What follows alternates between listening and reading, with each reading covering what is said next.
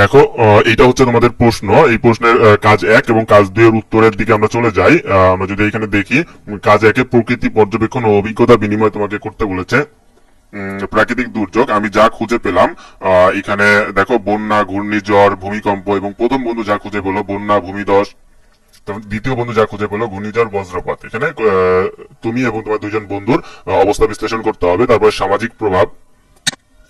দেখো, সামাজিক প্রভাব আতঙ্ক, সম্পদের ক্ষতি, জীবনহানি, গৃহহীনতা। তোমার প্রথম বন্ধু খুঁজে পেয়েছে গৃহহীনতা, খাবার ও পানির অভাব, অসুস্থতা। দ্বিতীয় বন্ধু খুঁজে পেয়েছে আশ্রয়হীনতা, পানি ও বিদ্যুতের সংকট। ইসলামের বিধিবিধান তোমার আমি যা খুঁজে পেলাম আল্লাহর উপর পূর্ণ আস্থা, নিয়মিত নামাজ, দোয়া, সাহায্য করা। এবং প্রথম বন্ধু খুঁজে পেয়েছে কোরআন তেলাওয়াত, দোয়া, পরিবার ও প্রতিবেশীকে সাহায্য করা, দান খয়রাত, ধৈর্য, নিয়মিত নামাজ ও সান্ত্বনা। দ্বিতীয় বন্ধু খুঁজে পেয়েছে। উপসংহার হিসেবে তোমরা এটা দিতে পারো। এরপরে কাজ 2 এ চলে আসি। কাজ 2 এ যদি আমরা আসি, কাজ 2 এ দেখো সমস্যা খুঁজে বের করি। এখানে চিহ্নিত প্রাকৃতিক দুর্যোগের সম্ভাব্য সমস্যাগুলো দেখো। প্রাকৃতিক দুর্যোগ যেমন বন্যা, বন্যায় কি সমস্যা হয়? গৃহহীনতা, পানিবাহিত রোগ ও পানির সংকট এবং ফসলের ক্ষতি। ঘূর্ণিঝড়, ঘূর্ণিঝড়ের কারণে কি হয়? ঘরবাড়ি ধ্বংস হয়, আশ্রয়হীনতা, বিদ্যুৎ ও পানির সংকট, যোগাযোগ বিচ্ছিন্ন। ভূমিকম্পের কারণে কি হয়? গৃহ ধ্বংস, প্রাণহানি, চিকিৎসা সেবা ব্যাহত। ভূমিধস, গৃহহীনতা, রাস্তা বন্ধ, খাদ্য ও পানির সংকট।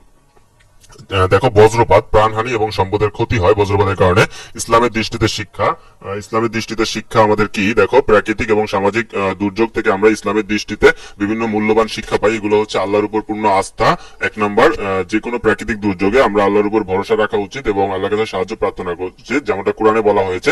নিশ্চয়ই আল্লাহ ধৈর্যশীলদের সাথে আছেন। সূরা আল বাকারা আয়াত নম্বর 153, এটা দিয়ে দিবা। তারপর ধৈর্য এবং সহনশীলতা। দুর্যোগের সময় ধৈর্য ধারণ করা ইসলামের একটি গুরুত্বপূর্ণ নির্দেশনা। এটি আমাদের মানসিক শক্তি বাড়ায় এবং বিপদ মোকাবেলায় সহায়তা করে।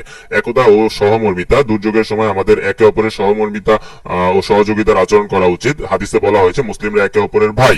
দেখো 4 নম্বরে দান এবং সাহায্য করা। দুর্যোগ কবলিত মানুষদের সাহায্য করা এবং তাদের প্রতি উদারতা দেখানো ইসলামের একটি গুরুত্বপূর্ণ শিক্ষা। কোরআনে বলা হয়েছে তোমরা একে অপরকে নেকি এবং তাকওয়ার উপর সাহায্য করো। সূরা আল মাইদার আয়াত 2। এগুলো তোমরা লিখবা। আল্লাহর সৃষ্টি সম্পর্কে সচেতনতা। প্রাকৃতিক দুর্যোগ আল্লাহ আমাদেরকে আল্লাহর শক্তি এবং সৃষ্টির উপর মনোযোগ বাড়ায়। এটি আমাদেরকে আল্লাহর ক্ষমতা এবং আমাদের দুর্বলতা সম্পর্কে সচেতন করে তোলে। ঠিক আছে, এই হচ্ছে কাজ 1 এবং 2 এর উত্তর। তোমরা কাজ 1 এবং 2 এর উত্তর দেখতে থাকো।